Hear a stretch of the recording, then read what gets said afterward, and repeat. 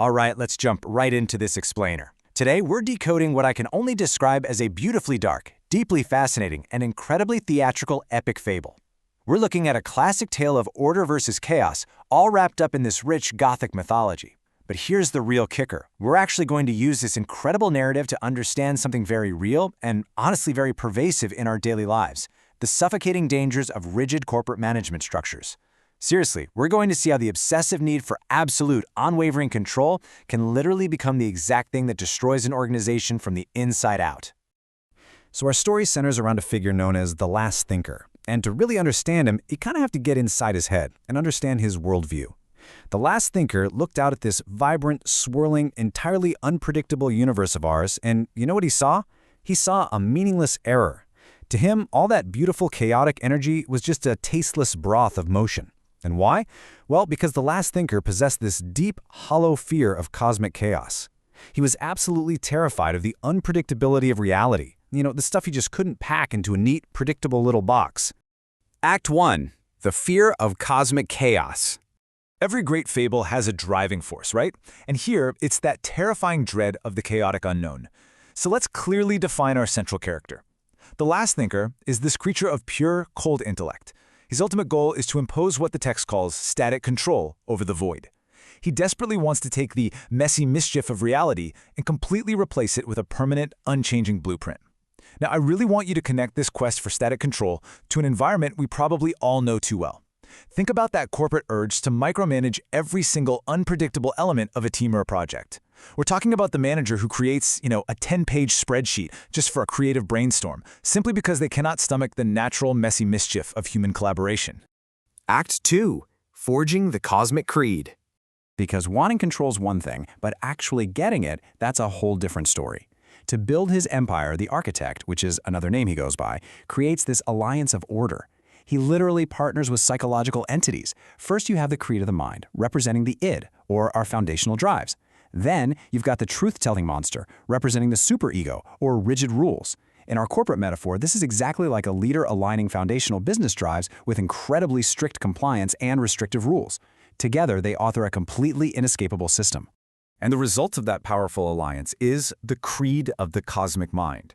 This is an unforgiving philosophy that acts as an immutable master architecture and a rigid logical cage. Think of this creed as the ultimate, most restrictive corporate policy imaginable. It's a rigid logical cage meant to completely paralyze reality. It's that overbearing employee handbook dictating exactly how many minutes you're allowed to spend thinking, speaking, or even breathing. It's an architecture designed top to bottom to eliminate any chance of surprise. Act 3. Trapped in Gilded Cages. So what exactly happens when you finally succeed in building this perfect, unyielding system? Well, the consequences are severe. To pull off his grand vision, the architect bound the fluid spirit of reality. He did this by applying what the text beautifully calls Apollonian gaskets, literally seals of pure logic designed to stop any emotional or chaotic leaks. He constructed these gilded cages of logic. And sure, they might look super shiny and impressive from the outside, kind of like a perfectly structured corporate hierarchy, but make no mistake, they are cages nonetheless. And ultimately, by sealing off all unpredictability, he just isolated himself in a dark tomb of his own making. And that brings us to this absolutely crucial point, the concept of frozen perfection. You see, a state of frozen perfection is an environment where absolutely nothing can change, and therefore nothing can breathe. It's the ultimate failure of an over-structured organization. When a company actually achieves frozen perfection, well, innovation dies, adaptability dies, the whole place just becomes a beautiful, silent tomb. Act 4. The Wit and the Absurd. Thankfully for us, reality absolutely hates a vacuum. Into this silent, frozen perfection steps a much-needed, chaotic antidote. What we're seeing here is the clash of two absolute titans. Facing off against the heavy silence of the architect's structures, that immutable master architecture, is the arrival of the wit. The wit represents the ego, bringing the unbinding power of the absurd. And the best part? The wit doesn't try to fight logic with more logic. Nope. Instead, the wit uses laughter. That laughter acts as a jagged blade, violently and joyfully slicing right through the heavy, suffocating silence of the architect's perfectly geometric world. With that jagged blade, the wit actually begins to peel away those logical, gilded cages like dead skin. And this reveals a fundamental, undeniable truth. The spirit of becoming, which is growth, innovation, life itself, can never be truly bridled by the rigid structures of the intellect. The wild, fluid nature of truth is just completely incompatible with total control. You can't spreadsheet a breakthrough, right? And you definitely cannot mandate inspiration. Act 5. Collapse of the masterpiece. Okay, now we enter the chaotic, theatrical climax of our fable, where the last thinker's hubris utterly and spectacularly falls apart. This whole narrative of collapse unfolds on a very specific timeline. At year 0, we're stuck in that frozen tomb of perfection. But by year 1, the wit arrives with the jagged blade of the absurd. Year 2 is where the real magic happens. That grim mental fortress completely transforms into a surreal playhouse. Logic undergoes this slow, colorful death, basically fermenting back into a broth of meaningless, wonderful motion.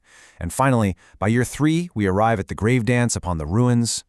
The philosophy that held this whole shebang together, the once mighty and unforgiving creed of the cosmic mind, is completely exposed for what it really is. It turns out it wasn't written in stone at all. It was a contract written in disappearing ink. It dissolves entirely into nothingness, leaving the cosmic page utterly blank. All those rules and strictures that felt so permanently terrifying, they simply vanish when faced with the absurd, messy reality of existence. Act 6. The dark, fertile void. We finally arrive at the dark, yet strangely optimistic resolution of our fable. Stripped of his unearned majesty, the last thinker is left doing a grave dance on the ruins of his own creation, and he's forced to finally acknowledge this deep truth.